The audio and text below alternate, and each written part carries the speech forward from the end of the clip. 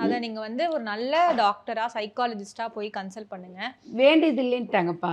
நான் இல்ல பார்த்துட்டேன். இதுக்காக போய் பார்க்கல நீங்க இன்னும். இல்ல நான் இப்ப பார்த்துட்டேன். இந்த மாதிரி உடம்புல சேஞ்சஸ் வருது, உங்க அக்கா வர மாதிரி உங்களுக்கு தோன்றதெல்லாம் இருக்குல்ல, இதுக்காக போய் ஒரு வாட்டி இல்ல நான் பாருங்கன்னு அந்த ஒரு சொல்றேன். 20 நாளைக்கு முன்னாடி போனேன்ப்பா. ஆ. போனங்காட்டி டாக்டர்கிட்ட கேட்டேன். ஆ.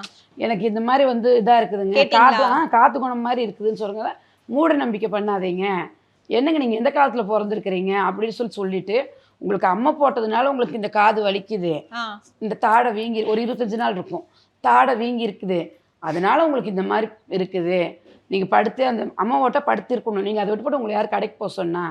நீங்க ஒரு வாரம் கடைக்கு போயிட்டே இருந்தேன்ப்பா. ம். அதுலேயே பார்த்தீங்கன்னா நல்லா வீங்கிக்கிச்சு. ம்.